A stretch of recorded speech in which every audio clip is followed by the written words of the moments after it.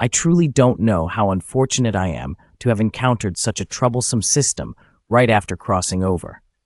It appeared and immediately forced me into difficult and unreasonable tasks, almost causing the host to lose their life on the spot. This ridiculous system even bizarrely boasts about its suspicious appearance. I am the kind of person who encounters people who like flowers, and flowers bloom when I meet them.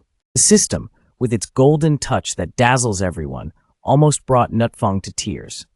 My beauty has reached its peak. Hearing this, Nutfong simply couldn't take it anymore, feeling nauseated to the point of vomiting up his dinner from the previous night. Please, don't challenge my sense of aesthetics anymore, but this ridiculous system didn't think so at all. The system said, I can tell you're envious of my looks, but the important thing is that I've maxed out all your living skills. Upon hearing this, Nutfong was filled with excitement. So from now on, I can cultivate divine skills in this world of immortals. I can punch into nursing homes, kick into kindergartens, and most importantly, have a harem of 3,000 beautiful women. Just thinking about it makes me excited. Even though this system has a suspicious appearance, its efficiency is not bad at all. It even gifted Nutfong a martial arts school spanning 600 square meters. Just when Nutfong was excited about his journey of cultivation, the ridiculous system splashed a cold dose of reality on him. What are you trying to cultivate? You don't even have this or that, yet you want to cultivate. After saying this, it vanished without a trace, leaving behind a message, this is not within my service range. Left alone in the midst of chaotic winds, Nutfong, unwilling to accept defeat, went to check his spiritual roots. But the result left him stunned. There was not a hint of spiritual roots at all. At that moment, he felt utterly drained of life. You must understand, this is a world of immortals where killing and plundering are everyday occurrences. Ultimately, he decided to give up and accept his fate as a salted fish. Cultivating immortality is something that's simply impossible in this lifetime. I don't know how to do anything else, so I can only trick some kids to gain a bit of experience and level up. Just then, a tall older sister appeared with a little girl.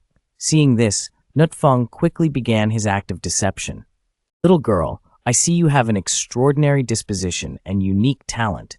I'll sell you this martial arts manual for just 10 pounds. The little girl, knowing how to pick her goods well, immediately chose the 5 Whips of Thunder by Master Ma. But in an instant, the older sister pulled her back. However, just a moment later, the little girl suddenly transformed into a powerful Barbie diamond. In the end, they had no choice but to pay. On the way, the girl kept asking to see the book. Initially, he intended to just skim through it, but as soon as he opened the book, a wave of pure martial arts flooded straight into him. He felt as if he were swimming in an ocean filled with martial arts, with countless essences of martial techniques pouring into his body. When it all ended, he realized he had advanced through multiple levels. As he regained his senses, he was utterly astonished. Could it be that the bookseller from earlier was actually a peerless master? The girl had only glanced at the martial arts manual, priced at 9 yuan including shipping, when, upon opening it, a surge of intense martial energy immediately overwhelmed her. Countless essences of martial techniques continuously poured into her body, causing her cultivation level to break through several stages at once. At that moment, he was certain in his heart that the bookseller was undoubtedly a reclusive master. Meanwhile, the head of Transcendent sect was facing off against his arch-nemesis, Nin Huianvu, who had just ascended from a martial artist to the rank of martial king. Nin Huianvu arrogantly declared in a loud voice. Nin Huianvu issued a death challenge for 3 days later, declaring that if he won, the Transcendent sect would be annihilated. On his way back to Transcendent sect, Luke Transcendent was filled with despair. Asking me, someone at the martial artist level, to fight against a martial king is nothing short of seeking death, he thought. Just at that moment, the girl brought him the book. The girl said that this was a peerless martial arts manual and that she had encountered a reclusive master. However, Luke Transcendent didn't believe her at all, even saying that she must have been deceived. But under her strong persuasion, he decided to open it and take a look. The moment he opened the book, a surge of pure martial arts power erupted from the book, as if a peerless master was imparting their skills to him. Immediately after, a golden light shot straight into the sky, breaking through the realm that had trapped him for many years. At that moment, Notfong was sitting by the roadside, dipping into a hot pot, when suddenly a ferocious beast targeted him. It opened its wide mouth, full of sharp teeth, and charged straight at him. The beast intended to swallow Notfong in one bite to heal its injuries, but it ended up being easily subdued by him.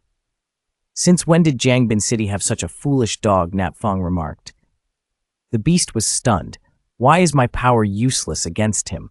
It then unleashed its most powerful attack, but when everything was over, Notfong remained completely unscathed. The foolish dog was so stunned it couldn't utter a word. Notfong's face darkened as he looked at the spilled hot pot.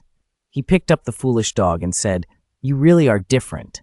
Adding some seasoning to you, I bet you'd smell delicious." Just then, a girl appeared, filled with despair because she lacked spiritual roots. The girl had been expelled from the Transcendent sect. When she saw Notfong grilling meat, she snatched the skewer from him and began devouring it hungrily. Notfong saw that she was like him, both lacking spiritual roots, and felt pity for her. Therefore, he decided to take her in as his disciple. The scene shifts to Lukhthan and the girl as they step into Notfong's martial arts hall. The moment they entered, they were astonished by the sight before them.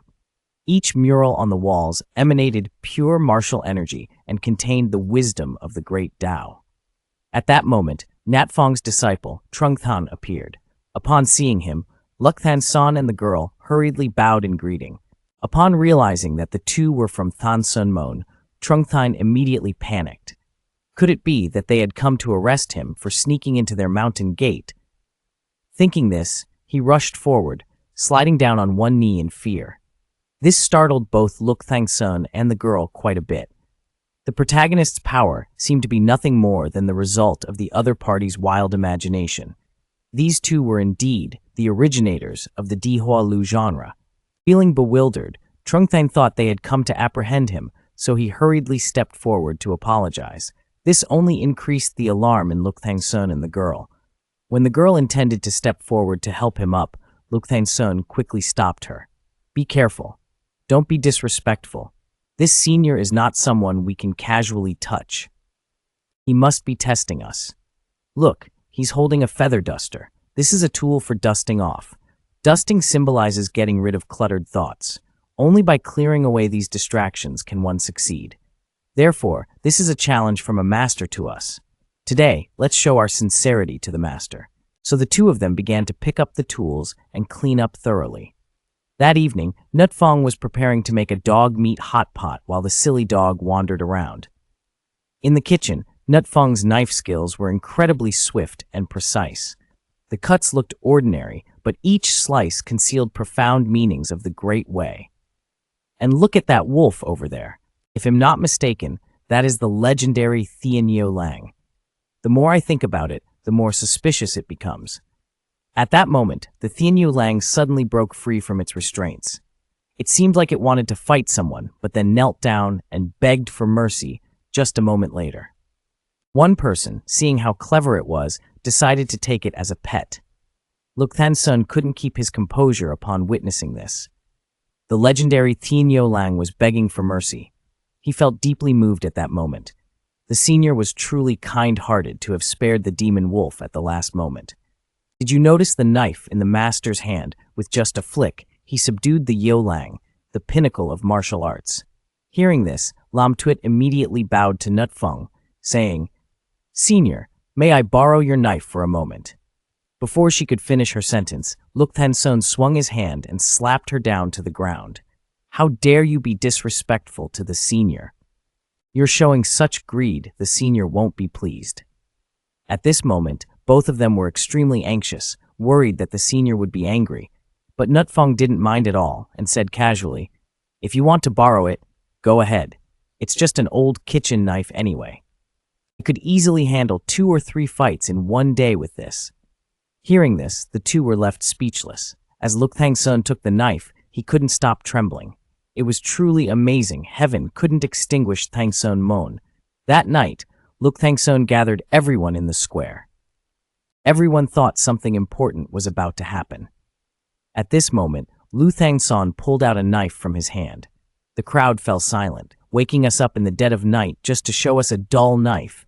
Lu Thangson felt an intense tension. He had no idea about the power of this treasure. Maybe just a light test to see its strength. But as soon as the knife touched the stone, the world seemed to shift. This was a knife that could make one invincible. With a gentle swing, a loud explosion echoed as a violent energy burst forth, shattering the stone into pieces. The light from the blade shot straight up to the sky. The terrifying energy surged like a tidal wave.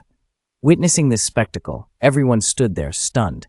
When they finally reacted, their excitement was palpable. Finally, Than Son Mon had a chance for. This news spread quickly. The traitor from Than Son Mon and Vo Kiet had revealed all the information to Nin Huyen Vu. Upon receiving the news, Nin Huyen Vu led his disciple, 0112, into the structure. Before them hovered a divine weapon, surrounded by countless restless spirits. At that moment, Nin Huyen Vu's face was dark and stormy. Than Son Mon was just the beginning. The scene shifted to the day of the decisive battle between the two factions. The crowd, eager for gossip, had gathered early, ready to witness the showdown.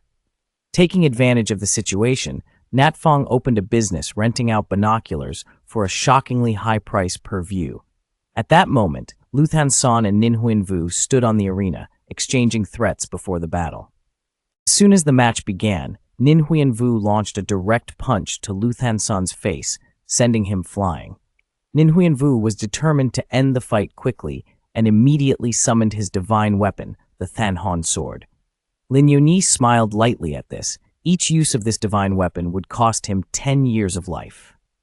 But its power was immense, easily capable of destroying any weapon. Faced with the pressure from Nin Huyen Vu, Lu Thangson had no choice but to draw his knife. At this point, Lu Thangson had no way out. He also dared not use this weapon, or else it would turn into an ordinary knife. If the elder knew, he would definitely be furious. Just when he didn't know what to do, someone on a high mountain shouted, "Hang in there. Don't give up easily. The money I make relies on you." Because he had rented out binoculars, he couldn't see clearly. He only heard that encouraging voice. Hearing the encouragement from the expert filled him with newfound confidence. At that moment, Nin Huyen Vu swung his sword towards him, and Lu Thangson also put all his strength into a slash. The light from the blade suddenly turned toward Nin Huyen Vu, engulfing him in brilliance. Nevertheless, the power of the blade did not diminish. The intense force created a deep trench in the ground. With this knife, Lu Thangson could easily claim victory.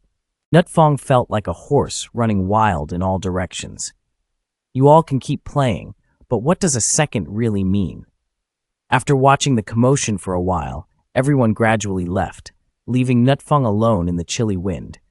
How much money have I spent on this telescope, only to end up with nothing? This only added to the burdens of a family already struggling. As for the girl, I would call her the pinnacle of arrogance. When Nut Fong came down from the mountain, he unexpectedly ran into his childhood friend, Bang Ang. It had been years since they last met, and he was excited to greet her, but she coldly pushed him away with a look of disdain. Not only that, but Bang Ang bluntly handed Nut Fong a kindness card. "I understand your feelings, but I'm sorry. You're a good person. I've joined Tang Sun Mon now. Our statuses are different, so it's better if we don't see each other again." With that, she turned and walked away, leaving Nut Fong standing there, dazed. When he encountered Vu Kiet, Nut Fong tried to approach him, but to his surprise, Vu Kiet only noticed his own beauty and had heard from Bang Dung that Nut Fong was opening a martial arts school. This immediately sparked a memory in him. Lac Lan Tuit gained her martial arts skills from a martial arts school. The breakthroughs of Mak Fi and Lo Thang Sun were also connected to martial arts schools, so he quickly reported this to Nin Huyen Vu. Nin Huyen Vu, furious after losing the duel and having one arm severed, was even angrier to find someone assisting Luk Thang Sun. Therefore, he sent a disciple named Ngo Thun with orders to flatten all martial arts schools in Jiangbintang. Ngo Thun was not a good-natured person either. As soon as Ngo Thun appeared, he turned many ordinary people into corpses. The number of people he slaughtered was even piled up like a mountain. At that moment, an old man advised him not to act recklessly. But Ngothun, feeling extremely arrogant, couldn't care less about the rambling of an old man. The old man stood his ground as well. As soon as Ngothun stepped inside, he was met with a powerful slap. Facing this overwhelming pressure, he was utterly shocked. This old man was indeed a master beyond the level of martial king. Shortly after, a loud explosion echoed as the ground was struck hard, leaving a gigantic handprint. When the dust settled, Ngothun had vanished without a trace. It seemed that the kid earlier had drawn out the Chuntian-That heaven-shaking stone. Thanks to its power, Ngothun narrowly escaped a disaster. Unfortunately for him, he happened to appear right in front of Nut Feng's martial arts school. Seeing it was a martial arts school, he thought nothing of it and walked straight in. But as soon as he stepped into the school, a wave of intense martial energy crashed down on him. He intended to use the Chuntian-That to escape, but he didn't expect it to be completely ineffective here.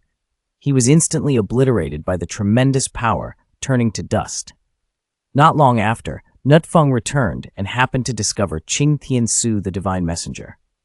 In the end, he decided to test it by thrusting directly into the broken step. To his surprise, it fit perfectly. The scene shifted to a game of chess involving a kite and a player who turned out to be the old man he had encountered earlier. The old man was also watching intently, but still couldn't figure out anything special. The only thing the old man was certain of was that the young man in front of him was no ordinary opponent. Little did he know how much the young man had imagined. Only Nut Feng, who was simply playing chess, remained unaware that the old man viewed him as someone testing his skills. In the old man's eyes, Nut Feng was undoubtedly a hidden master. His abilities might even surpass his own. As he contemplated how to challenge Nut Feng, he suddenly noticed the Chuntian-That heavenly stone at his feet. The Wicked One held the Chuntian-That, yet I found myself powerless against him. I never expected him to handle it like that. Moreover, he even used the heavenly artifact to fix the step. It seemed like a different kind of battle of wits. But it appeared he had underestimated me. Immediately, he pulled out his weapon, saying, "My back suddenly itches. Let me use this magical rake to scratch it a bit." When Nut Feng saw the rake, he couldn't help but flinch. Seeing Nut Feng's expression, the old man thought he had won. But unexpectedly, in the next moment, Nut Feng displayed a sympathetic expression, gently stroking the rake. "It's so worn out, yet you still use it for farming. I didn't realize your life was so tough." This made the old man quite angry, but he reassured himself. "I'll fix your farming tool," he said before shouldering the spear and walking into the house. At this moment, the old man was so furious that his face turned red. "I want to see if anything can compare to my sacred staff." Meanwhile, Luk Thangsun brought Elder Chu Vun to meet Nut Feng. As soon as they entered, they noticed the Chuntian-That on the ground. This made Luk Thangsun feel that things were not simple. Upon entering the yard, the sight before him astonished him further.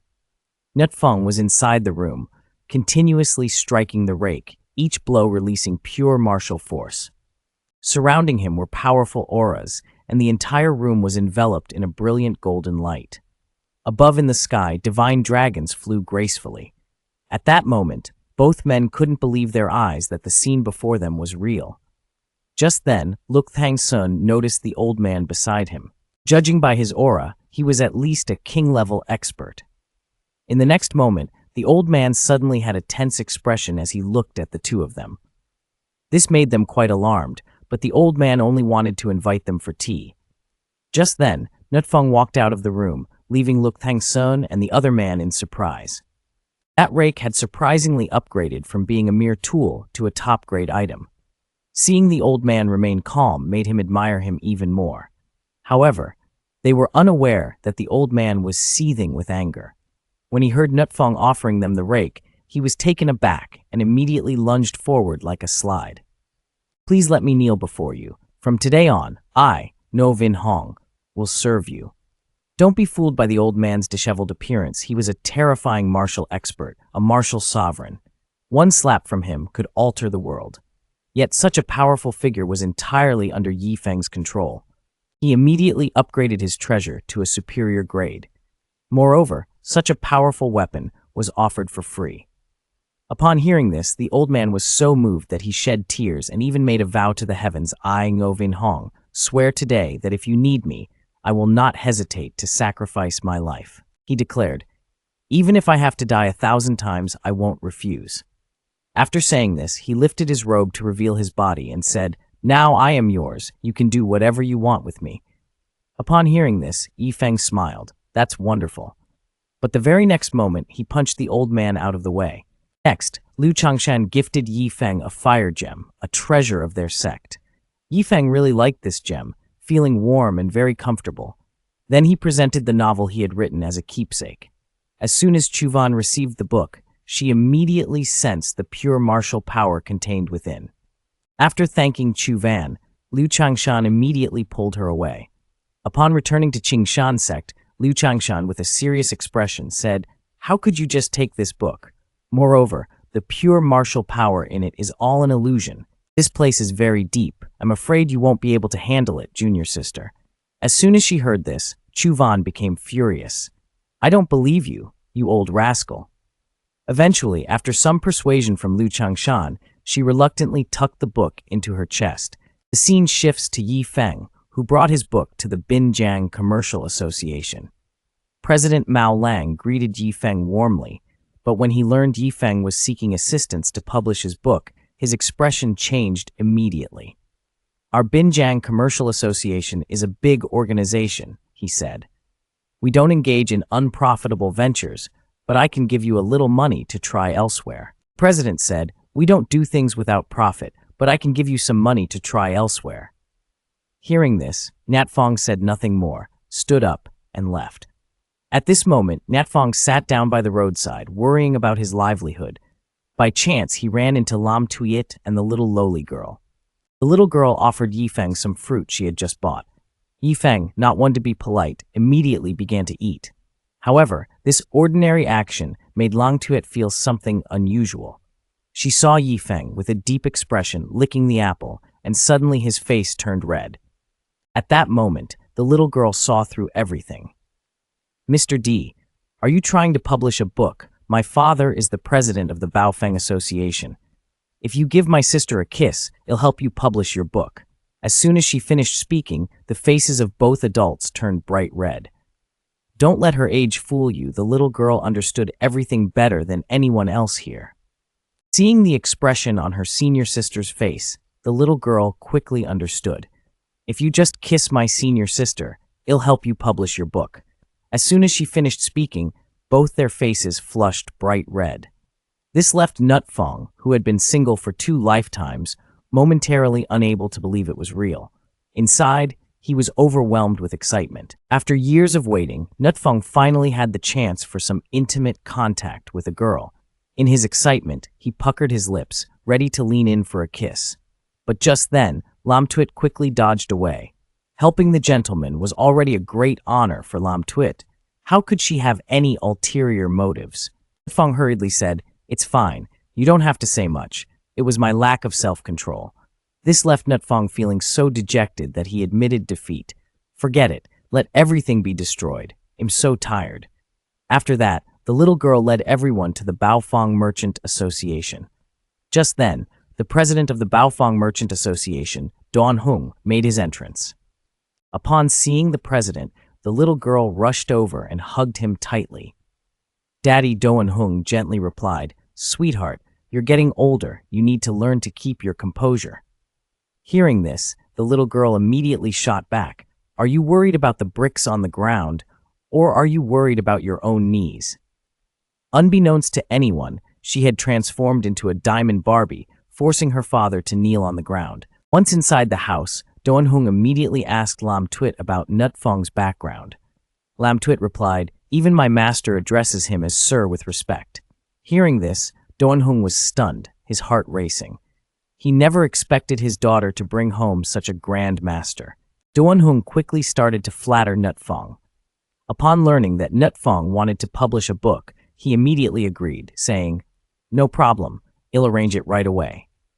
Thus, the book Ultimate Treasure and the Immortal of the Purple River was born, and the story quickly became a favorite among both cultivators and ordinary people. Before long, a wave of demand for the book swept through the cultivation community. The Baofeng Merchant Association made a huge profit from the book sales, much to the annoyance of their competitor, the Binjiang Merchant Association. At that moment, the leaders of the Binjiang Merchant Association gathered, their faces looking very grim.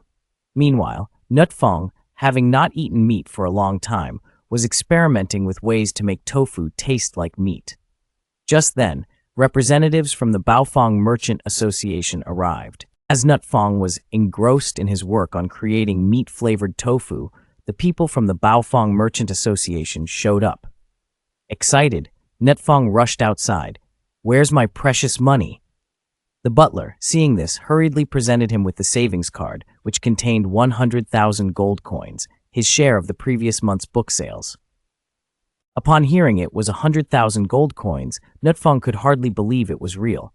He took the savings card, held it to his nose, inhaled deeply, and sighed. "The smell of money is truly intoxicating." The butler, observing Nutfeng's expression, felt anxious. Could it be that the sir thinks this amount is too little? Therefore, he decided to return to report to the president. After the butler left, Nutfeng could hardly contain his excitement. He jumped around like a bird in flight. 100,000 gold coins was truly just a month's profit. Just look at that greedy old man. Nutfeng had once asked him for help in publishing a book, but he was flatly refused. Now Nutfeng had made a fortune from his book, and yet here the man was, shamelessly seeking him out again. Furthermore, he brought along 1,000 gold coins, but Nutfeng naturally turned him down. After being rejected before, how could he so easily accept help now that his book was a success? Besides, Nutfeng didn't think much of that 1,000 gold coins. He promptly sent the man away. In the Xuanwudong area, since Ngothan hadn't returned yet, he called upon Ngofeng. With a quick cloak on, even if someone spotted him, no one could catch up. At this moment, Nutfeng was invited to the Baofeng Trade Association, leaving the little dog alone to keep watch. Suddenly, a strong pressure crashed down on Wu Guan. I sensed the last breath of Vo Tran. This place would become his resting ground. To bury Vo Tran. Faced with this overwhelming pressure, the little dog immediately ran away. At that moment, a painting on the wall of the martial arts school emitted a dazzling light, and numerous attacks from the painting surged toward Ngofeng. In the blink of an eye, Ngofeng met his end. The quick cloak shattered. The figures in the painting began to return. Seeing the little dog so frightened, they started to comfort him. These paintings were all about lost wealth. It seemed the martial arts of the predecessors had left a true mark. Thus, they decided to stay here to hone their skills. Then it began to remind itself, how can one become a king without raising a dog? This was truly the genuine intent of the predecessor. I've decided I will become a good dog. At that moment, Yu Wujie was leading Peng Heng to the Baofeng Trade Association to spend some money. Just then, Peng Heng spotted a person walking by and chimed in. "Didn't I say we shouldn't meet anymore?" This left Nutfeng feeling awkward. "I just happened to pass by. If you hadn't called me, I really wouldn't have seen you." As for Wu Jie, upon seeing Nutfeng, he immediately took action. At that moment, Lam Tuat quickly intervened to block the attack and even countered with a punch to his face. The two began to tussle, causing Peng Heng to feel quite alarmed. Shortly after, Lam Tuat stepped in front of him. "With your skills, you could never get into Transcendent sect. It seems you took a shortcut to get in here. From today on, you are expelled from Transcendent sect." Unable to accept reality, he wanted to curse at Nutfeng, but he barely got the words out before Lam Tuat delivered a crushing blow. "Consider this a warning if you dare to disrespect Mr. Nat again. Just wait and see, you'll turn to ashes." The leader of Xuanwu sect, Nguyenwu, was truly like a malignant tumor, directly turning his two subordinates into live bait. As Ngofeng entered the martial arts school, he was immediately met with death. Ngothan hadn't even begun before it all ended. Watching their two subordinates become live bait, they realized they couldn't delay any longer for the sake of their junior sister. Thus, they decided to send 102 to deliver a head. First, he headed to a tea house to gather information, but the server insisted that they needed to see his sincerity first. However, when 102 drew his weapon, the server's expression changed instantly. At that moment, Nutfeng had returned to the martial arts school, and the little dog rushed towards him. I brought you some tasty food. When he opened it, he found it was all leftover scraps. This truly made the little dog shake its head in disappointment. Then, the little dog found a bone from Vofeng. Upon seeing the bone, Nutfeng felt a twinge of worry. This little dog wouldn't steal someone else's meat, would it? Just then, Trungthang noticed a torn cloak. Nutfeng saw it too. I'm missing a rag, it must be you. When Nutfeng was about to throw the bone away to tease the little dog, it was just then that 0112 caught it. Upon seeing the bone in his hand, his expression changed, and he immediately spat out a mouthful of fresh blood. Seeing his sister so agitated, Nutfeng instantly understood. So the bone in the little dog's mouth belonged to him. Hearing this, Zuha's face turned pale with fear. Killing Votrun and then using his bone to feed a dog, this person was truly a monster. He immediately turned to flee and rushed back to inform Nin Wenwu. Upon learning the situation, Nin Wenwu's expression darkened with rage. This person is truly cruel, even more so than I am. Using his disciples' bones to feed a dog and treating a precious artifact as a rag is utterly outrageous. Gather all the disciples together. I will personally take revenge for Ngothun and Ngofeng. At this moment, Nutfeng was blissfully unaware of the danger, comfortably lounging on a deck chair, soaking up the sun. Meanwhile, Chungthun took a painting outside to sunbathe. Just then, an old man and several figures appeared behind Nutfeng, all of whom were legendary masters. Master Nut, I am Old No, here with friends to visit. Recognizing Old No as a friend, Nutfeng invited them inside. Just then, one of the people acting suspiciously asked, "How can this master look just like an ordinary person?" This made Old No very angry. If you don't know what to say, just keep quiet. But as the group entered the courtyard, the scene before their eyes left them astonished. This was indeed a royal-grade artifact that could establish a sect. However, Nutfeng didn't care at all. It's just a piece of rag. Upon hearing this, everyone inside was convinced this must be a great hidden master. The man was using a precious artifact to mop the floor. It was truly unimaginable. This action caused several martial arts masters to be so frightened they didn't dare to breathe heavily. They hurriedly apologized to Nutfeng. We truly were disrespectful today. At that moment, Chungthun had just finished rehanging the painting to dry in the sun. The entire martial arts hall was immediately enveloped by a surging aura of martial prowess. The powerful force of martial skills swept over, making everyone feel as if they were swimming in an ocean of martial arts. Everyone appeared incredibly excited, and in the end, they could no longer contain themselves. When they regained their composure, they immediately fell silent, not daring to be disrespectful in front of Master Nat. However, the moment Nutfeng left, they could no longer suppress the emotions building up inside. I have never felt such powerful martial arts before, and within it, there is even the strength of the heavenly Tao. Old Nengo concluded that Master Nat was surely an immortal from the legends. It was unexpected that we couldn't sense his cultivation level. Turns out, he is an immortal from the upper world. In the end, because the martial arts power here was too overwhelming, everyone decided to step outside for a moment. Once outside, they felt at ease. At this moment, Chungthun hung the sign of the martial arts hall once again, and the aura of martial prowess immediately enveloped everyone. They were so moved that some shed tears. Master Nyat knew we couldn't fully comprehend the profound essence of martial arts, so he specially had the sign hung in a gentler manner. We don't know how to repay this great kindness. At this moment, 10 people from Shuyanvu arrived at the entrance of Nyatfeng's martial arts hall, leading a large group. As soon as they saw the hall, everyone surged forward. At that moment, they noticed a few elders sitting outside the hall, calmly drinking tea. As for Nin Wenwu, he could not be bothered with such concerns. Anyone who blocks my path will die. The moment he attacked, he immediately sensed something unusual. These people were all exuding the aura of martial grandmasters. At this moment, Nin Wenwu also realized their identities. Each one of them was a legendary killer who wouldn't hesitate to take a life. This realization terrified Nin Wenwu so much that he nearly collapsed. These people were truly terrifying. At that moment, the leader grabbed him, and those rushing forward were stopped by a barrier. As the leader lowered his gaze, everyone was turned into white bones, leaving only 0112 severely injured. Seeing this scene, Nin Wenvu trembled with fear.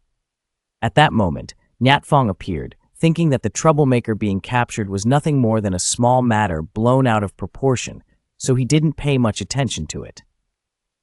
Before he could step into the martial arts hall, he was captured alive. In a panic, he pulled out a storage pouch to trade for his life. As he cheerfully waved goodbye and was about to leave, those people poisoned him. This poison would spread throughout his body within 3 days, and whether he survived or not would depend on his fate. The people from Suyanvu met their deaths the moment they reached the entrance of the martial arts hall, not even having set foot inside. In the end, he himself was captured alive. He pulled out his storage pouch, and while he was happily waving goodbye, a few of them poisoned him with a lethal dose. This poison will spread throughout your body in just 3 days, and whether you live or die is entirely up to your fate. Return to the Nin clan and find someone unfortunate to vent your anger on. You might even compose a poem for him. To have 4 martial arts masters as subordinates, at the very least, you must be a martial sage, and it's quite possible that you could even be a martial emperor. Meanwhile, Nin Wenvu began to strategize. If we rely solely on brute force, it would clearly be suicidal. So, I've decided that you should seduce that person and ultimately become his woman. Coincidentally, Mao Ling had the same idea and also decided to use beauty as a means to entice Nutfong. At this moment, Lam Tuit brought Unhong to find Nutfong, and upon seeing him, she immediately became excited. She then invited Nutfong to participate in a poetry gathering in Jiangbing City. Nutfong was quite curious about this poetry event, as it was an opportunity for them to experience the rich culture of 5,000 years of Yinhuang on the pure western shore. As a result, Nutfong skillfully dodged the invitation. As long as I evade quickly enough, the trouble won't catch up with me. Just then, Mao Vanni also found Nutfong, but he wasn't particularly fond of people from the Bingjiang Trading Association. You think you can attract his attention just by relying on her. Mao Vanni was quite angry upon hearing this. Thus, the two girls confronted each other directly. At that moment, Bang Ung, the persistent one who wouldn't let go, appeared again. I told you not to meet anymore. Why do you keep showing up in front of me? Dai Fong completely ignored him, but surprisingly, Bang Ung clung on even tighter. In the end, he muttered curses under his breath. Just then, Mao Vanni turned around and slapped him hard. Looking at this tough woman, Nutfong happened to pass by, but she mistakenly thought he was pursuing her. So, she began to speak confidently. I am a disciple of Thunsun Mon, and you, a mere mortal, are not worthy of me. However, she was completely unaware that Nutfong didn't care about her at all. When Nutfong prepared to leave, she stubbornly held on to him, refusing to let go. Lao Vanni could no longer bear it and stepped up to deliver a strong slap. This made Bainung quite furious.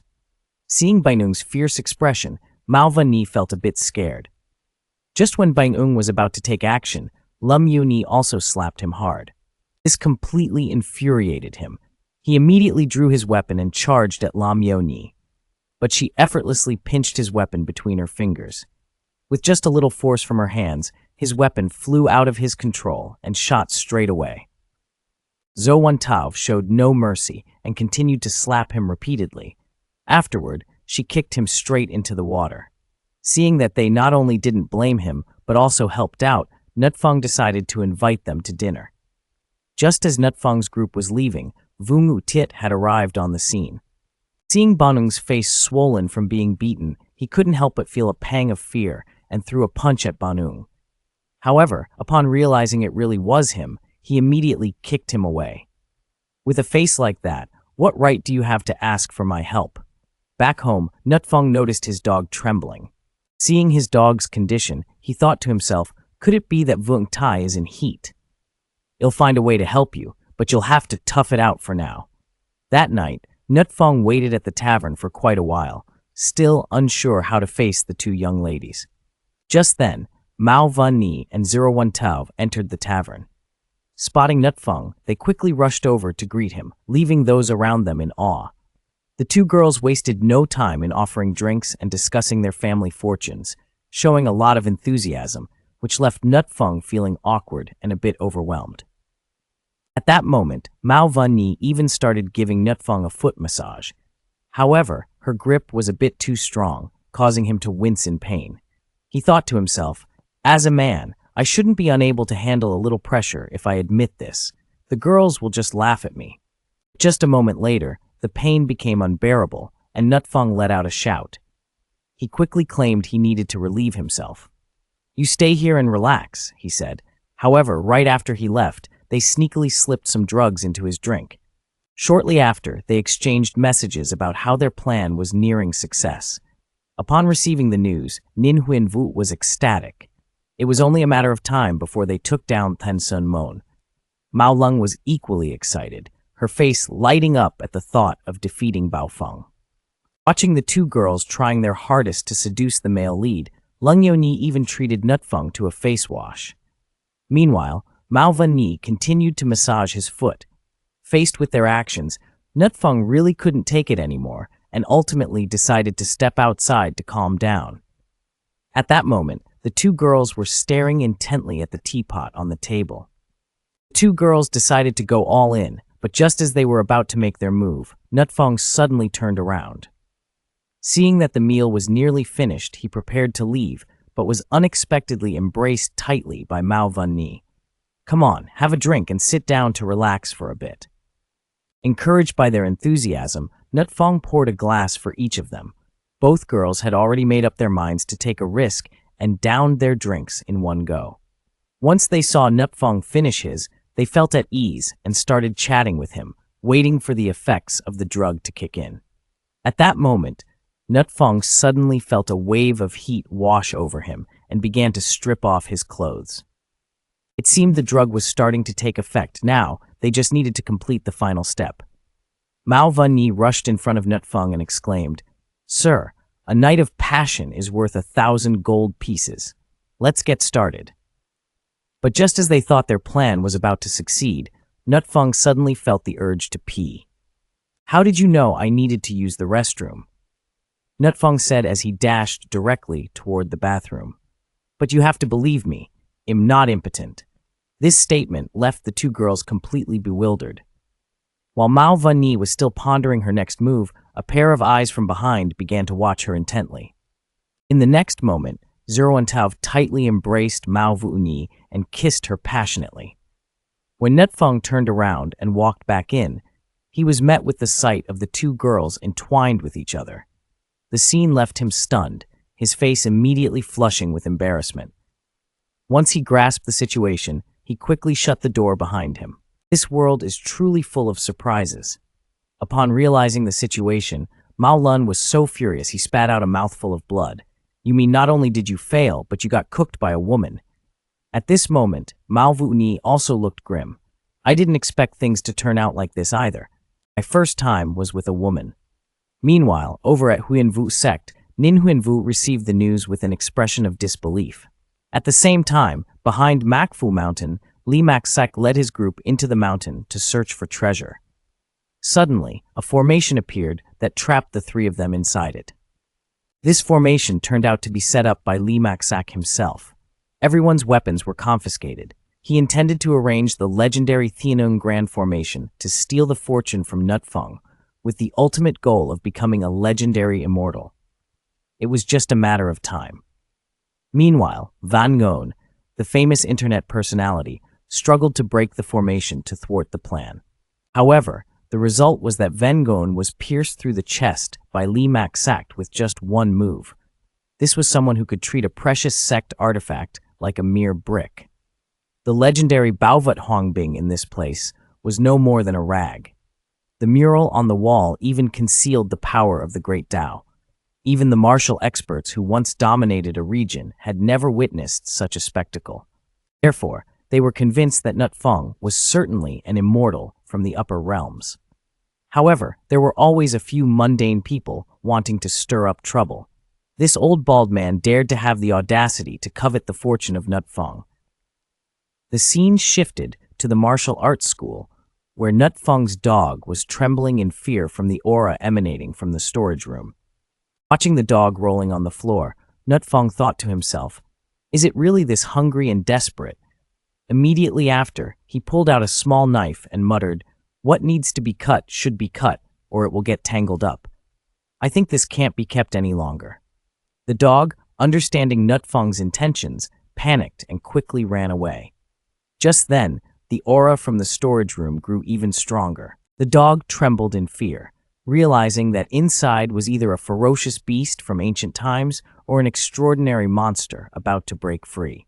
At that moment, the lock on the storage room suddenly shattered, and the door slowly creaked open. Faced with this horrifying aura, the dog whimpered in fear.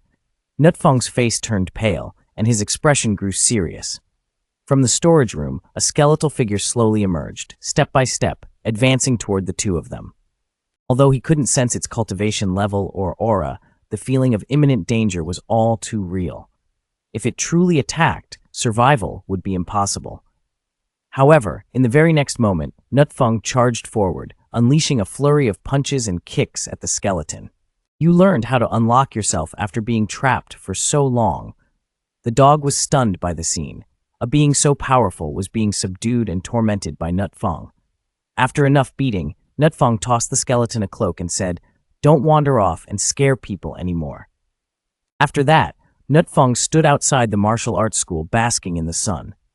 Meanwhile, Li Maxak had finished setting up the formation around Jiangbing City.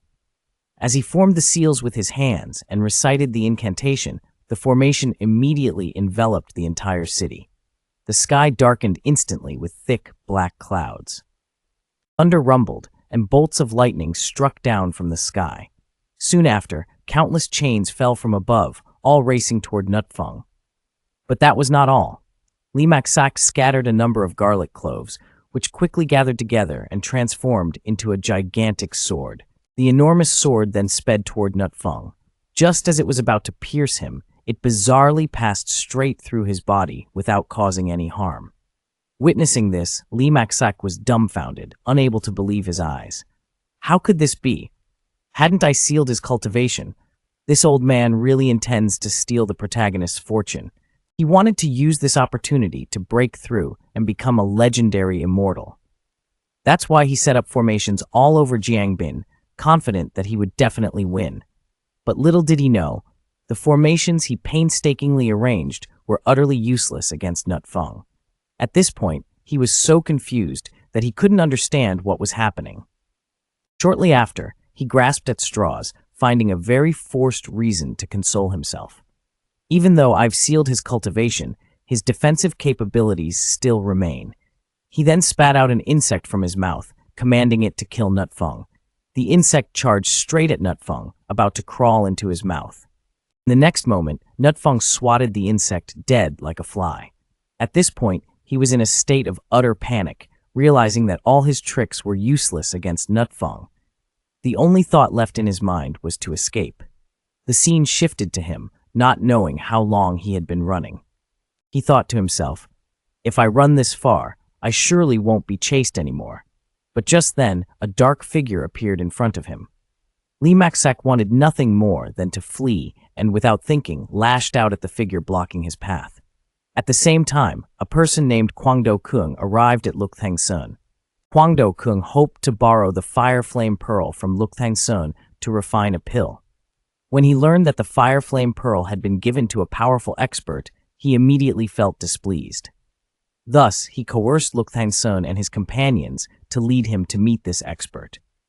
Under pressure from him, Lukthang Sun reluctantly agreed.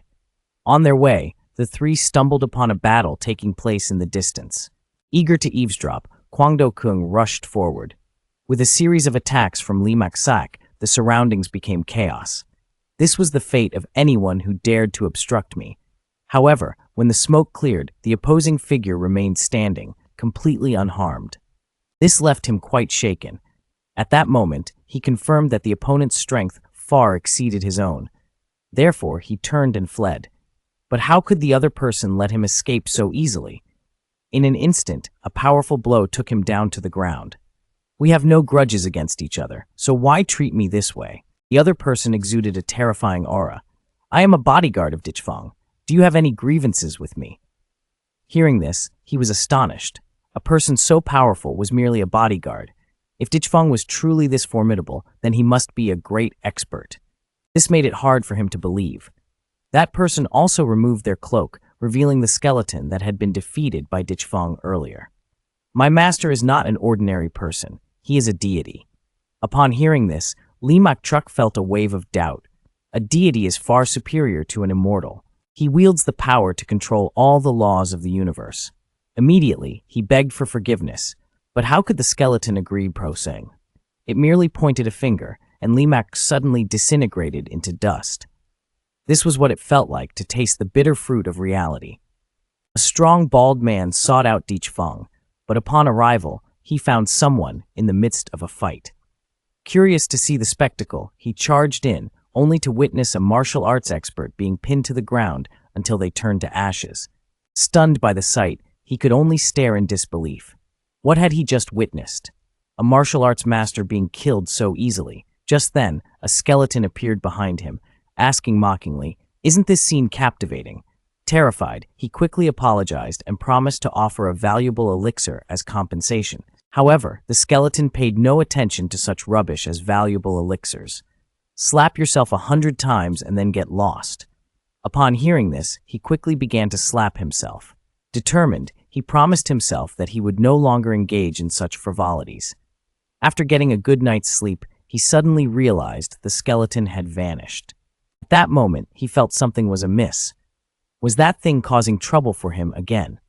In the streets, a figure darted by, causing all the girls to lift their skirts. This was the work of the skeleton. At that moment, it had its eyes on a girl and was about to reach out to touch her. But a bee flew in and attacked it. "You've caused me trouble again." To prevent the withered corpse from causing any more issues, he decided to dismember it and place each part around the dojo, while he directly tossed the head into the well. Just then, an elderly man rushed over and said, "Mr. Dich, your disciple Trungkin seems to be in trouble." Hearing this, Dichfang's expression changed, as he realized Trungkin was lying on the ground, covered in blood. Without hesitation, he picked up Trungkin and rushed back to the dojo. Once there, he frantically searched for medicinal herbs. Trungkin lay on the bed, bloodied and battered. The little dog, seeing Trungkin's condition, couldn't help but worry. Only a true immortal could heal such wounds. At that moment, Dichfang sought out Li Dan to make him drink. "Sleep now, Trungking. Things will be better when you wake up." At that moment, Dichfang's eyes were filled with rage. Even if it meant using up all his wealth, he was determined to find the culprit and make them pay in blood. It turned out that the president of the Binjang Trade Association had sent someone to do this. Just then, his son, Mao Lin, appeared, followed by several fierce martial artists. "Don't worry, Dad. These three are skilled fighters from the Trakthian gang. They will help us deal with everything." Hearing this, Mao Lin was astonished. "These martial artists must cost a fortune, right? Don't worry, they only need 100 young girls." Upon hearing this, Mao Lin was overjoyed. It truly was a super profitable deal. What on earth happened that made Dichfang vow to take revenge? It turned out someone had attacked Trungking.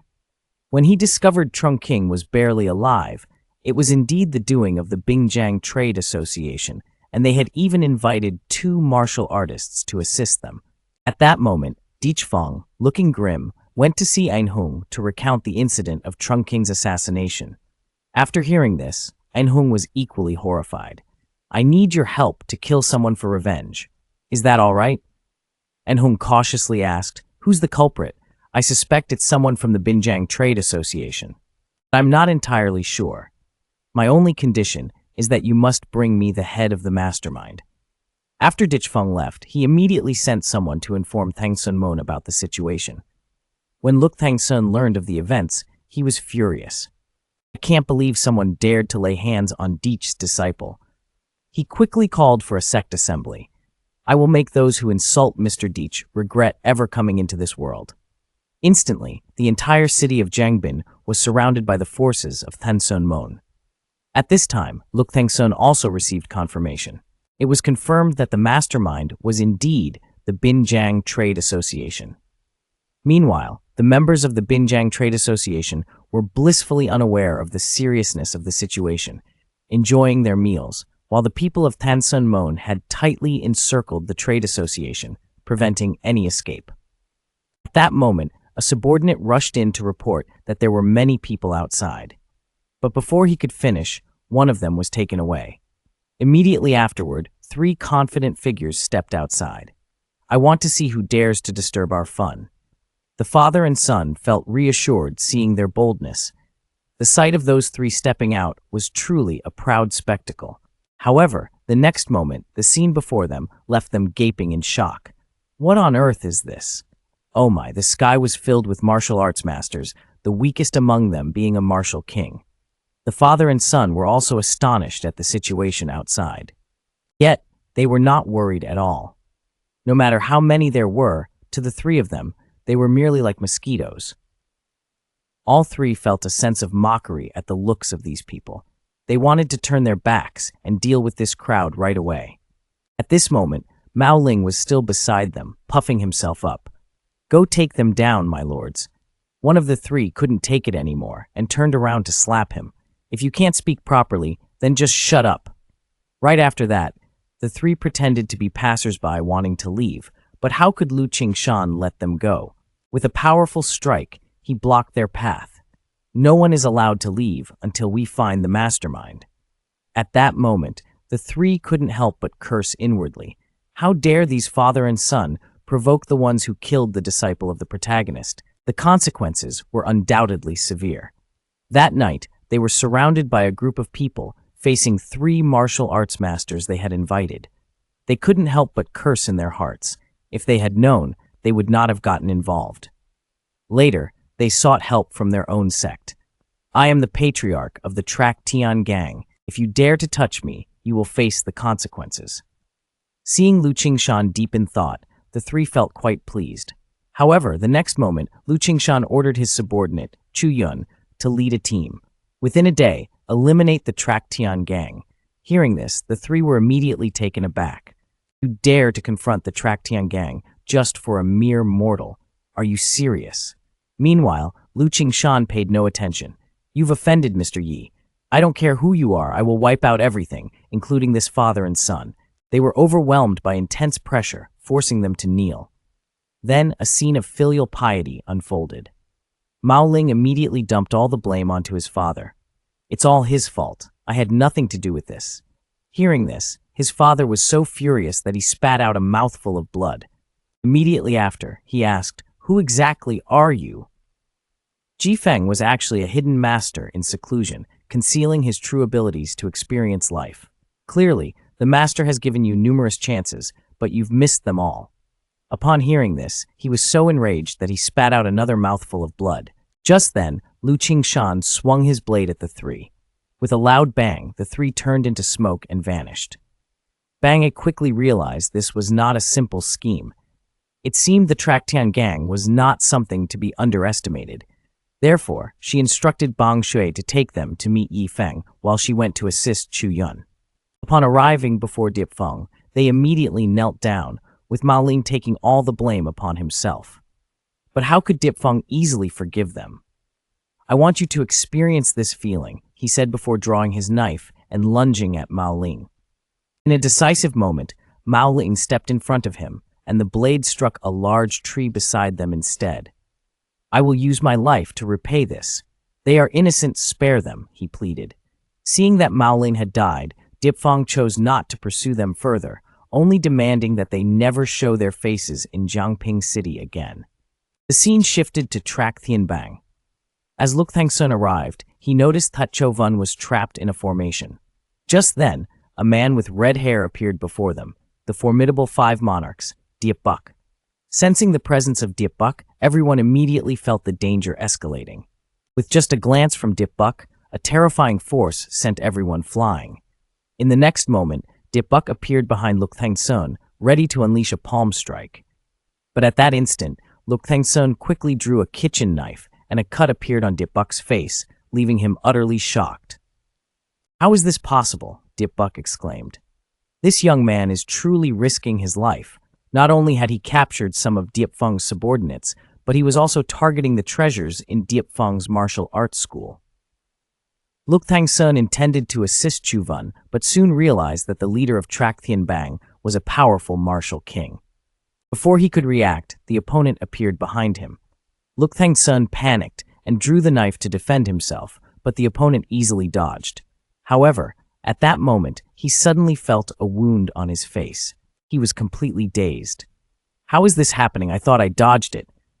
It turned out that the knife in his hand was not an ordinary one. Determined, Luk Thangsun decided to attack again.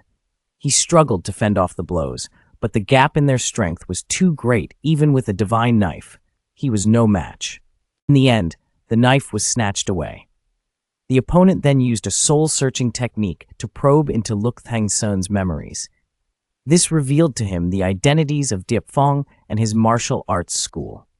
This man seemed like a mere mortal, but it appeared that there were many treasures within Diepfang's school. Before long, Diepbuk stood at the gate of the martial arts school. Upon entering, he declared loudly, "From today, this martial arts school belongs to me." Just then, Nyetfang returned from the market with supplies and saw Diepbuk standing in the school without any visible cultivation. He was extremely arrogant. "I'm here to challenge you," he announced before immediately attacking Diepfang, who effortlessly dodged the strike. In response, Diepfang countered with a slap that sent him flying out. At that moment, he was furious and could no longer contain himself. "You mere mortal have successfully angered me." Immediately, he pulled out his treasured item, but to his surprise, a girl kicked it, shattering it into pieces. Panicking, he quickly turned to flee. Seeing this, the girl kicked him in the side and exclaimed, "You trash think you can just show up here?" At that moment, a noise echoed through the room. Noticing Nyetfang was in a daze, Diepbuk quickly searched for an escape route. The sign of the Trakthian gang caught Nyetfang's eye, and so, in a disheveled state, Diepbuk returned to the Trakthian gang. When Luk Thangsun saw Diepbuk arrive, he feared he was about to face a life-threatening disaster. However, just a moment later, Diepbuk greeted him cheerfully. "Brother Luk, it's all just a misunderstanding." This statement left everyone stunned. Subsequently, Diepbuk treated everyone to a lavish feast, and on top of that, he gifted Luk Thangsun a package of precious cigarettes. Observing Diepbuk's sudden change in demeanor, Luk Thangsun suspected that there was something fishy about this situation. But since everyone's lives were in his hands, he had no choice but to go along with it. After 3 cups of liquor, Luk Thangsun was thoroughly intoxicated and sent someone to escort them to a room. A girl with curly hair brought in information about the preferences of everyone in the Thangsun sect. Who would have guessed that an old man would have such a strange preference for furry-eared cats? As for the leader, Chuvan, his preference was boogers. He even enjoyed educating the young, pale boys. At this moment, Luk Thangsun had returned to his room and was deep in thought. Why had Diepbuk's attitude changed so drastically upon his return? He even gave back his prized weapon. Suddenly, he recalled something from Diepbuk's demeanor. It was clear that he had been severely injured. Perhaps his master had beaten him nearly to death, and he ran back here. The way he was flattering us was surely a means of preserving his life. But then Luk Thangsun realized the issue. If he succeeded, wouldn't that mean the Thangsun sect was opposing his master? Just then, 2 girls dressed in revealing outfits burst into his room. "Hello, esteemed elder. We are here to serve you on behalf of the chairman." Before he could react, the 2 girls pounced on him.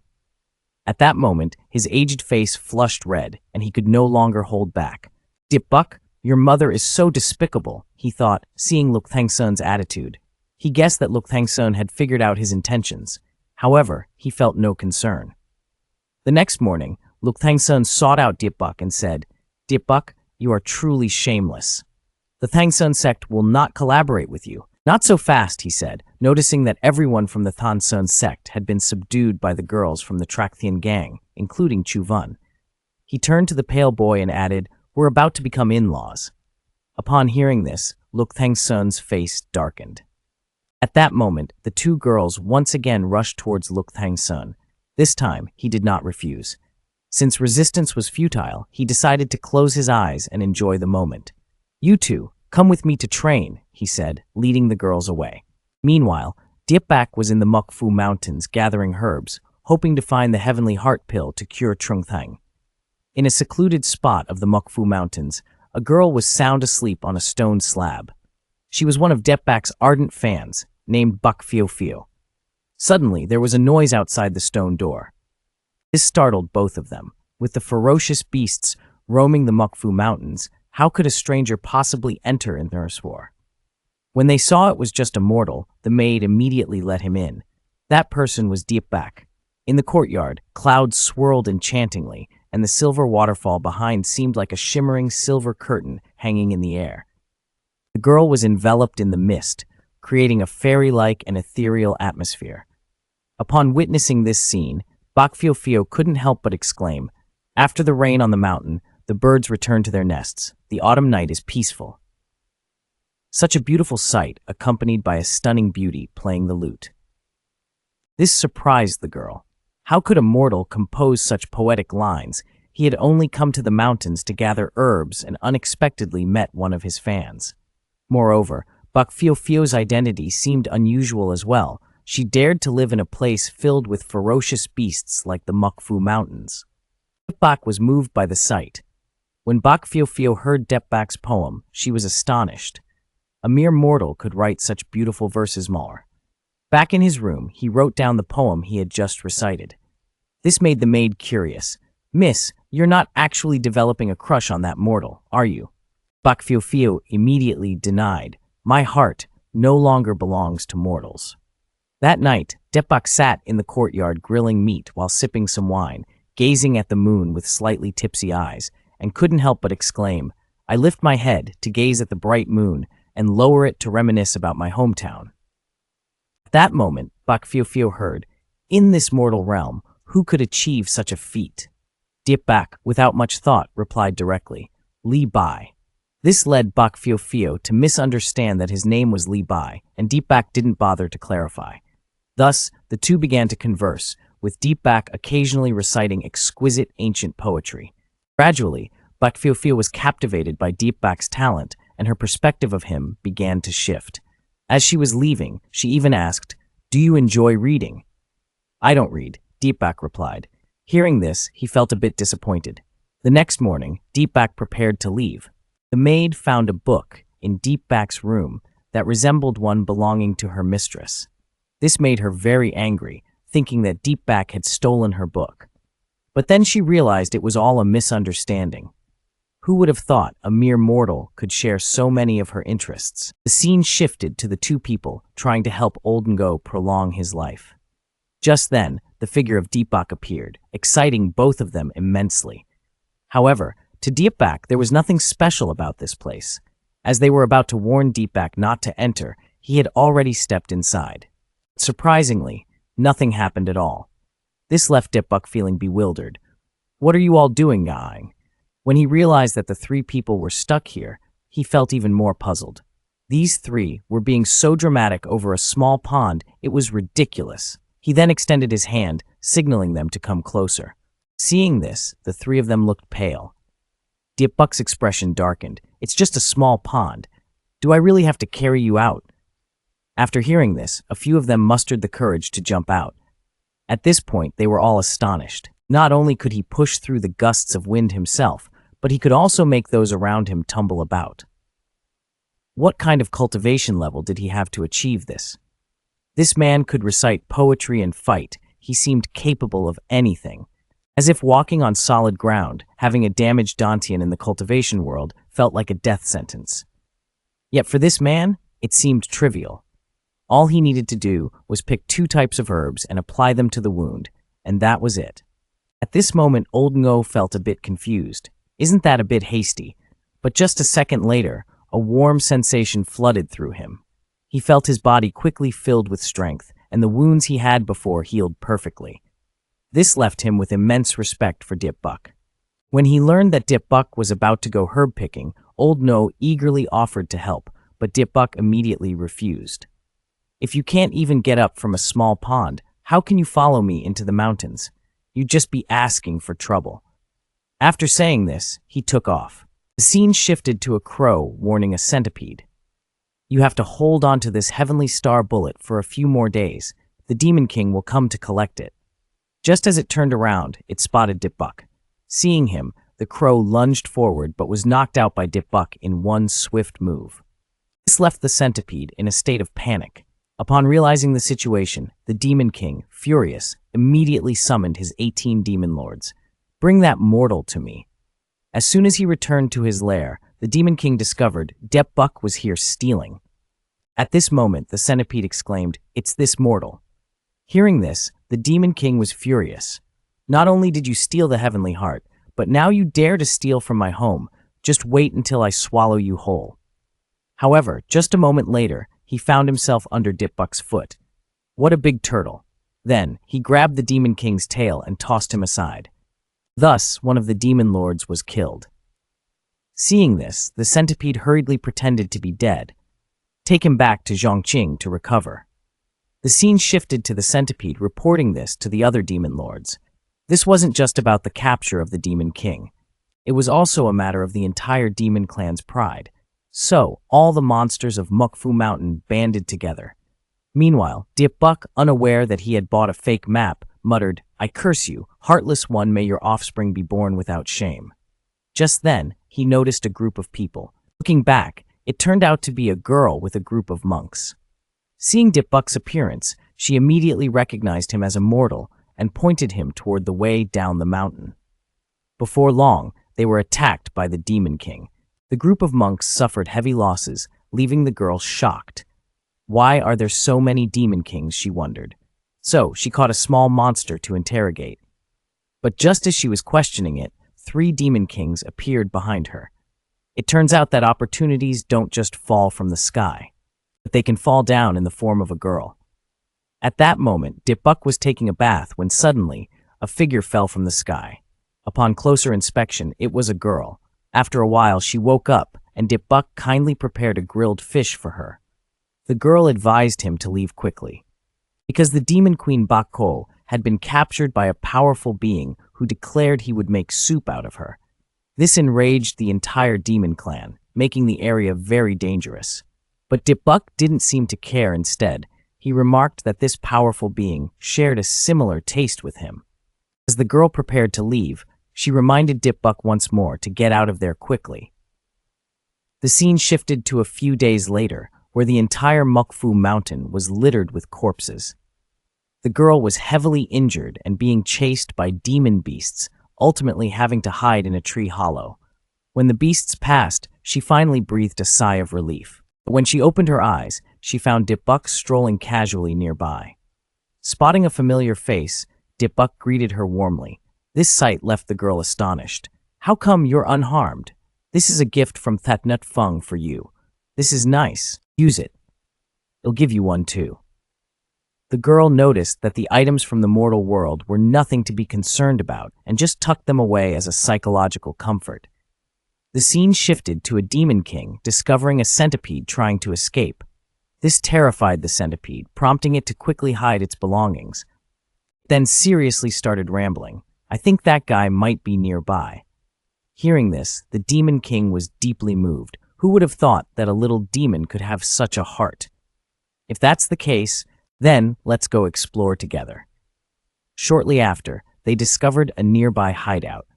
They immediately transformed into their true forms and rushed toward the hideout, but as soon as they arrived, the hideout used some incense to knock them out. When they woke up, one of the demons saw the area filled with corpses, leaving him stunned. Good heavens, is the situation this serious? The centipede, feigning death, saw this and sneakily slipped away. A moment later, he encountered a pair of Demon Kings and hurriedly pretended to be a wounded survivor, claiming that the Eagle King and the Snake King had sacrificed themselves heroically. That battle was truly fierce. He tried to escape just to return and report the news. Hearing this, the demon beasts were extremely furious. "All demon beasts, follow me to take revenge for the Eagle King and the Snake King." As all the demon beasts rushed forward, the centipede pointed out a hideout that was sneaking away. "Now give me a scent," brushing over them, and in the blink of an eye, all the monsters fell. When a wind came back, he was stunned. When a group of monsters stood there, this centipede brought misfortune. Anyone who follows him is destined for a tragic fate. Previously, those who followed the crow met with disaster. The crow was struck down by a single wind. Those who followed the Demon King ended up with the Demon King being captured and prepared for stew. Even the group of Demon Kings were no exception. They all lost their lives because of him. Now, a wind looks around the corpse, pondering, wondering how much meat is so delicious and how I brought it back. At this moment, the system notifies the activation of a new task. Just then, another notification about practicing the piano and the secret of the magic pen appears in the system. The special reward is a horse. If the mission fails, it will be retrieved. After speaking, it will disappear like the wind. This will make a person feel helpless, and he can only stand up. He saw Sumoju fly over from above. When the two of them passed by, they found a sound playing, which surprised both of them. In a strong emotion, they immediately determined that it must be a very high level, and then they quickly dropped to near a level. They said he was just a mortal. Seeing an ordinary person, they thought they were wrong, but soon realized that the turtle behind him seemed to be a demon king. I was immediately unhappy when I saw two people staring at my turtle. This turtle was something I wanted to make soup tonic for my disciple. The two of them were extremely scared. It turned out that he dared to make such a strong demon king soup for my disciple. The senior's strength was too terrifying. Perhaps this senior wants to return to the mortal realm to experience life. They said they were drawn to his music. Hearing this, Natfong felt relieved. He then struck a graceful pose and said, "If you two like my music so much, I will perform another song for you." When the sound of the piano rang out, the two immediately felt a surging force flowing into every cell of their bodies, every piece of skin filled with strength, and then they couldn't help but shed tears. For many years, they only needed one song to cross the threshold. Seeing the two of them hesitate, a voice asked, "With so much delicious meat, do you two have a way to bring it down the mountain?" At this, they looked hesitant. Does Senior know that I have a space ring? However, that space ring was a treasure of the LA family. After considering for a while, they decided to give a ring as a gift. At this moment, Shumoju was also surprised that the space in the ring could accommodate Li Ka-shing's treasure. They decided to take a gamble. Perhaps it was a coincidence. Not to mention the incredibly rare, natural treasures. Seeing this scene, both of them were amazed. It turned out that we had been thinking too narrowly. At that moment, they felt extremely excited, but they had no regrets. Who would have thought they would have the opportunity to encounter such a significant figure? Meanwhile, Sumak Truk beside them looked enviously. I wish I could grab hold of someone tall like that. At that moment, Liya, who was recovering in the cave, was found by her aunt. As soon as they met, they began to boast. Not only did we meet the Demon King, but we also met the master who captured the Demon King. Moreover, we even got to hold the master's tall companion. Hearing this, Liya Tam was completely shocked. Immediately, the two of them grabbed her and ran toward a figure. Soon, they led Li Jia Tam to where the figure was. Upon seeing him, she was astonished. Why did this figure look so familiar? She immediately confirmed with her aunt, "Is this the master?" Meanwhile, the figure waved and greeted her. At that moment, she still couldn't believe that this figure was the master. "Take a good look at that turtle," she heard. Following that advice, she looked at the turtle, and her face turned pale with fear, because that turtle was indeed the Demon King, while the other two began praising Li Gatum. "I hope the master can grant some fortune. This little girl is not only intelligent, but also possesses exceptional cultivation talent." Hearing these words, the master felt increasingly uncomfortable. What did her talent have to do with me? She's showing off in front of someone who doesn't even know how to cultivate. Li Jatum sighed. What a pity you missed a huge opportunity. Just then, the girl suddenly remembered something. Wait, it seems that the senior had already given me a chance, but I accidentally lost that pouch of fragrance.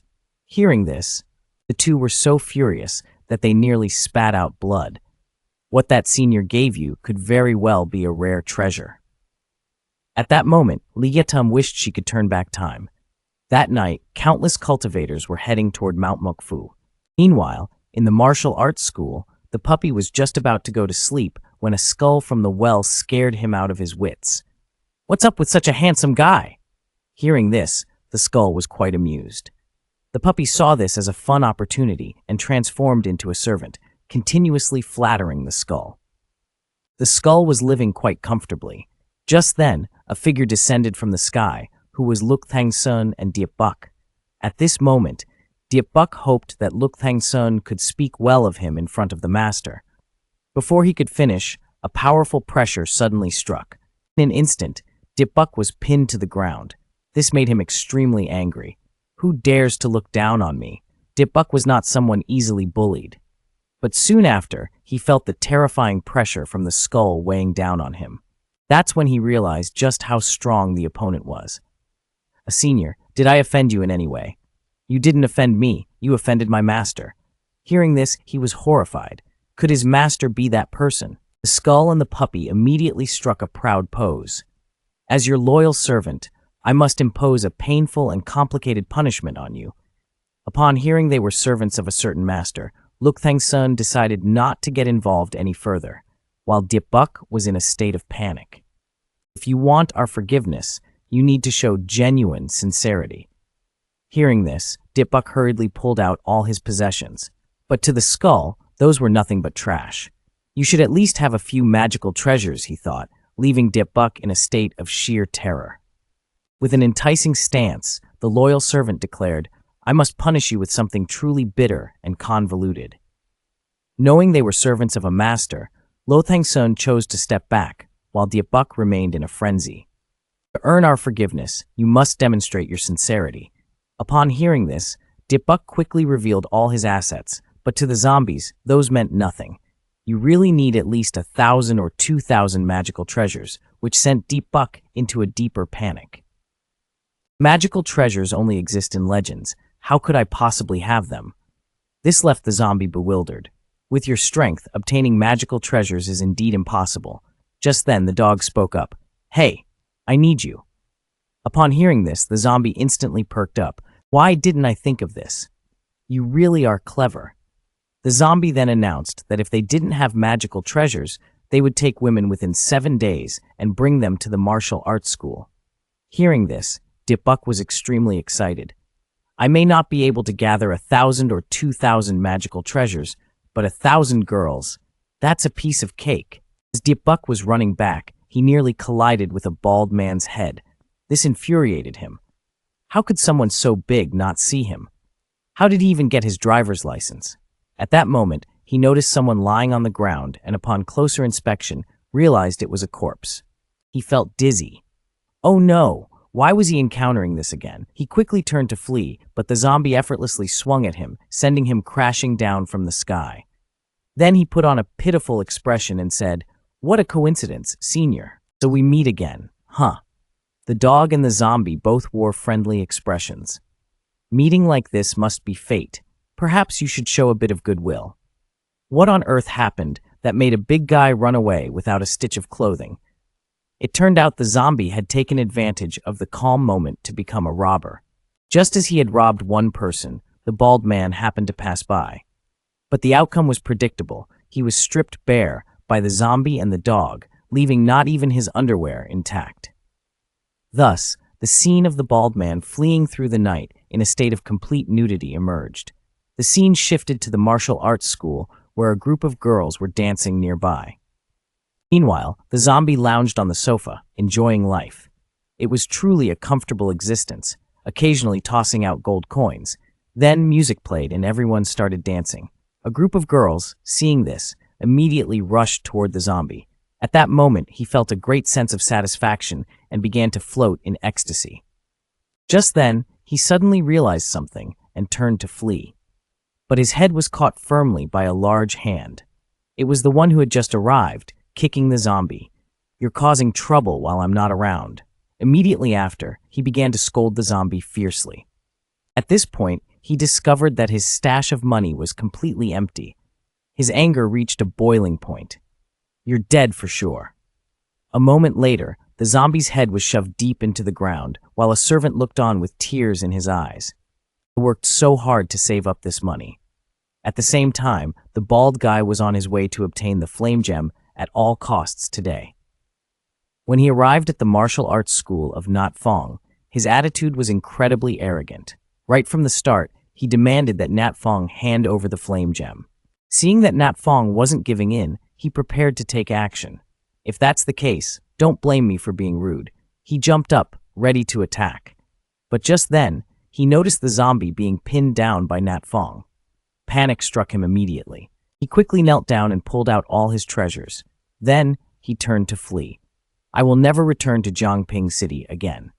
But at that very moment, a servant suddenly caught him. You seem to be in bad shape. Upon seeing the three elders, Lao Ngo and the bald guy were both astonished. Aren't those the three great masters of the martial sect? When he realized these three were coming to cultivate the land, he felt overwhelmed. Da Dao Feng, one of them, handed them an agricultural tool. Upon receiving the tool, all three immediately felt a surge of pure power. At this moment, they were all extremely astonished. These were three legendary sacred treasures. The bald guy, seeing this, couldn't believe his eyes. Immediately, he said he wanted to help too. Three local tyrants are actually this guy's little brothers. Meanwhile, the items in his room were legendary sacred treasures, including the shovel used for plowing, which was no exception. When these powerful beings received the sacred treasures, they were instantly captivated by the aura of these items. At this point, his eyes were filled with desire. He approached the servant and said, "I'm here to help too. The cultivation has been done, but what about the other tasks?" Hearing this, the servant immediately agreed, thinking, "This way, I can benefit too." To do a sacred treasure task, the servant then led him to Mr. Wang. "From now on, my duties will depend on you." At this moment, he looked utterly astonished. The other task is to collect manure. Then, looking at the ordinary tool in his hand, he asked, "I'm supposed to use this to collect manure. What if not?" He pointed towards the overflowing waste pit beside him. "From today, this place is yours." With that, the bald man began to collect the waste, tears streaming down his face. Despite the tears, he was determined to see this task through. The scene shifted to inside the room. The servant had prepared the medicine for Trung Thanh Hack. Soon, Trung Thang's body began to react. In just a moment, his wounds not only healed completely, but his spiritual roots and meridians also underwent significant changes. His entire body was enveloped in a golden glow, and a tremendous power erupted from within him. Witnessing this scene, Lo Thangsun was utterly astonished. This was the descendant of an ancient godly clan. It's important to know that millions of years ago, the ancient gods were the rulers of the entire continent. Their power was so overwhelming that even the heavenly Tao regarded them as a threat. For reasons unknown, this once mighty clan eventually vanished. He then glanced at the servant. Perhaps he had already realized that Trung Thang was a descendant of the ancient gods. Lo Thangsun felt an even deeper respect for the servant. At that moment, the servant handed them the remaining portion of the medicine. "Here's some more to help you," he said. Seeing the medicine, Lo Thangsun's heart raced with excitement. As soon as he received the medicine, he rushed back to Thangsun sect, exhilarated, raising the vial high. "We just witnessed a miracle. This medicine can awaken the descendants of the gods. This could be a divine medicine." Lun Tuit looked at the vial in Lo Thangsun's hands in disbelief. Immediately afterward, Lo Thangsun embraced the vial and began to act. In that very moment, he broke through to the middle stage of the King realm. Lun Tuit was equally stunned. Was the medicine really that powerful? As soon as she returned, she took a sip. Moments later, she soared into the sky, feeling like she had reached the pinnacle of her life. Seeing this, couldn't hold back and drank as well. In an instant, she had advanced from the early stage of the warrior realm to the peak of the martial arts realm. This feeling was truly unprecedented, making it impossible to stop. What had caused her to make such a significant leap? What could have transformed the middle-aged man into a super warrior as if he had been reborn? It turned out that it was the servant who had given them the remaining medicine, which was indeed a divine medicine. The two of them grew more and more excited as they drank, even savoring the residue of the medicine. Just like that, Lo Thangsun directly broke through to the Emperor realm. Meanwhile, at the martial arts hall, the servant was playing DJ while three powerful members of the martial sect danced wildly.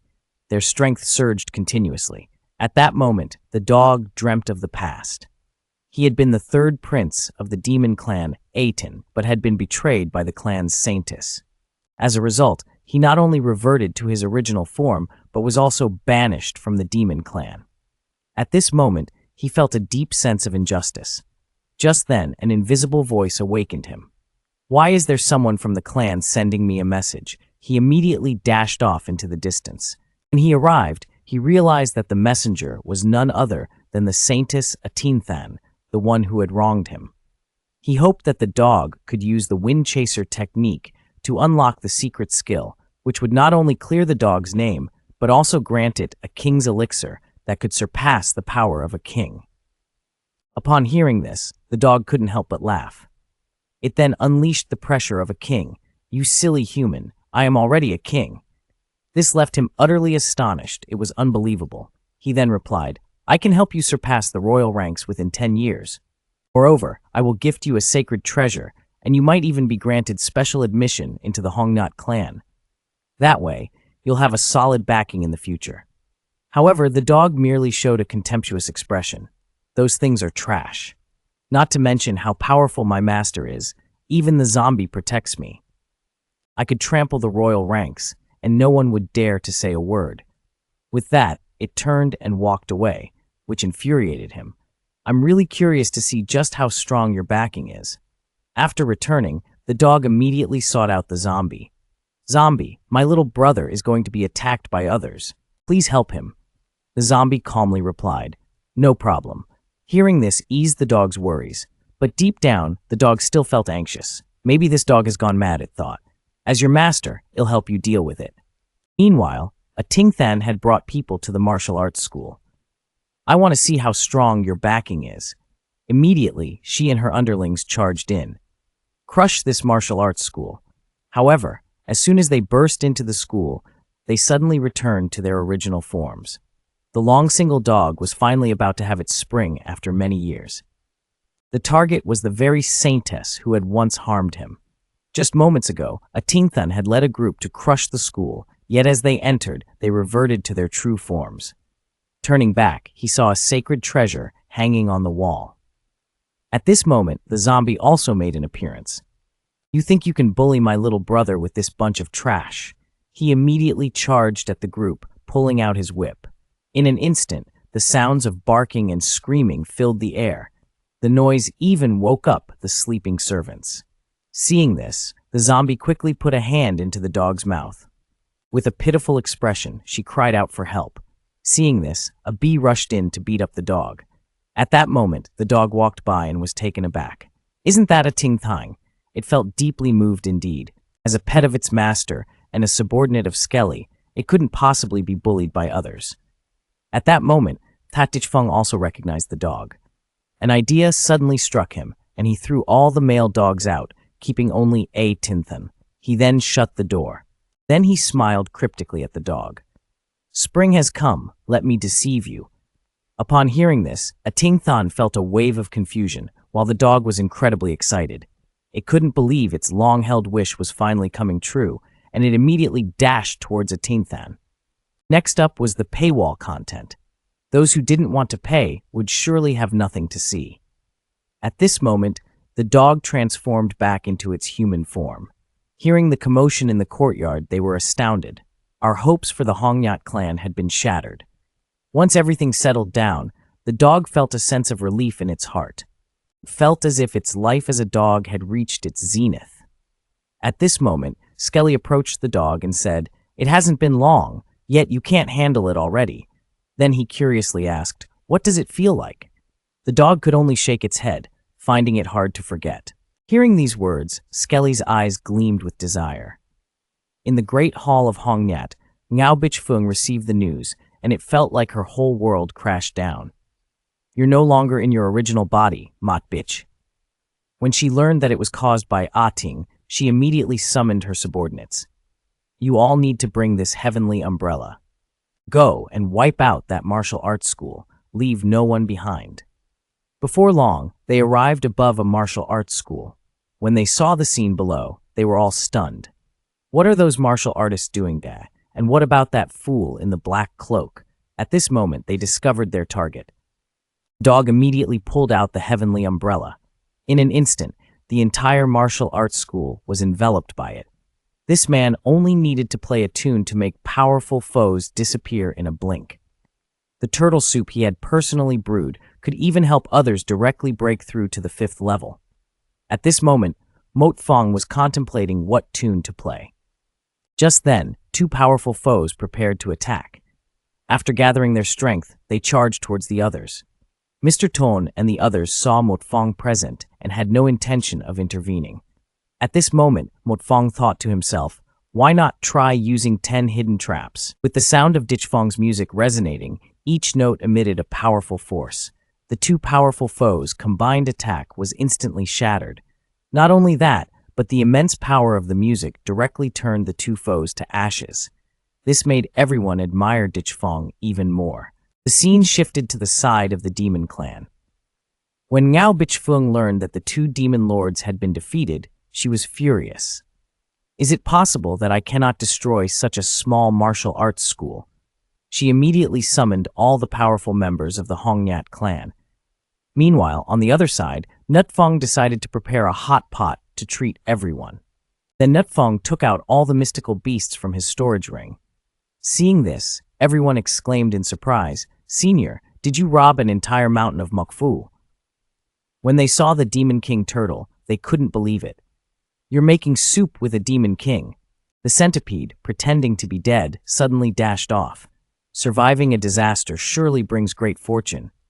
When Nutfong opened the pot, a captivating aroma along with pure spiritual energy burst forth. What kind of divine ability is this? Shortly after, Nutfong handed each of them a bowl. As soon as they drank, it felt like their bodies were about to explode with power. Their cultivation levels skyrocketed. Unable to contain their urge to break through, they immediately rushed outside. "Quick, follow me to Thansun. There's a place to cultivate and break through." Nutfong also gave a bowl to the little boy. After finishing, the boy instantly became alert and quickly ran off. Sometime later, those who returned were beaming, their cultivation levels having shot up to the 5th realm. Seeing their rapid advancement, Ngao Bichfeng felt a pang of envy, his face turning pale.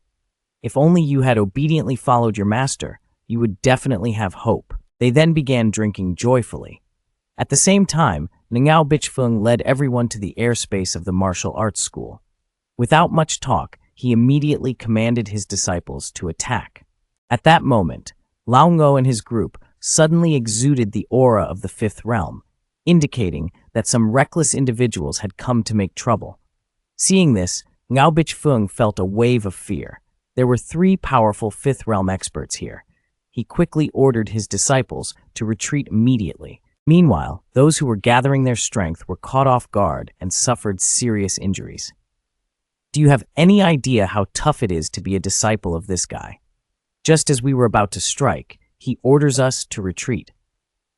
The disciples who were gathering power were suddenly interrupted and recoiled from the backlash, all suffering heavy injuries. Just as they were trying to escape, they ran into the little boy. How could he let this slip? He immediately commanded his disciples to attack. But at that moment, the boy sensed danger and unleashed his Yoton aura, startling him. He quickly ordered his disciples to retreat. To slow down the disciples, they all resorted to emergency braking. Just looking at it was painful. The boy, not holding back, struck down with immense force, cracking the ground. Countless disciples hadn't even begun to fight and were already receiving a beating. To halt their retreat, the little brothers used emergency brakes, and just watching it was enough to make you wince. Of course, the little boy showed no mercy, swiping a paw down. The terrifying force instantly cracked the ground, and countless little brothers hadn't even had a chance to fight back before being taken out. Now, to survive, we must eliminate the royal family and acquire the Bao Ton Dan. With the semi-divine level, we can contend with the Thienyu Huang. Thus, the Thienyu clan began infighting because Ngao Bichfeng had broken through to the semi-divine level. As a result, the royal family faced successive defeats. At this point, Ngao Trung hoped that Lao Kim could read the signs and find a way to avert disaster, But Lao Kim revealed that the hope of the royal family lay with the third prince. Upon hearing this, Ngao Trung felt unfortunate, for among his 3 sons, the third prince was the weakest. However, to prevent any mishaps, he sent someone to investigate. The transition scene at the 5 Quarters was now receiving a new mission. The meteor system had reappeared, requiring them to elevate their skills in cooking, brewing tea, and sculpting to the level of a divine brush. The reward was a mystical light, and failure would result in the loss of their martial arts academy. After that, the system vanished in an instant. Nutfong felt a surge of anger upon seeing the meteor system. A moment later, he tossed the spicy candy he had just made to the boy. As soon as he took a bite, the boy noticed a sudden boost in his strength. Just then, there was a knock at the door.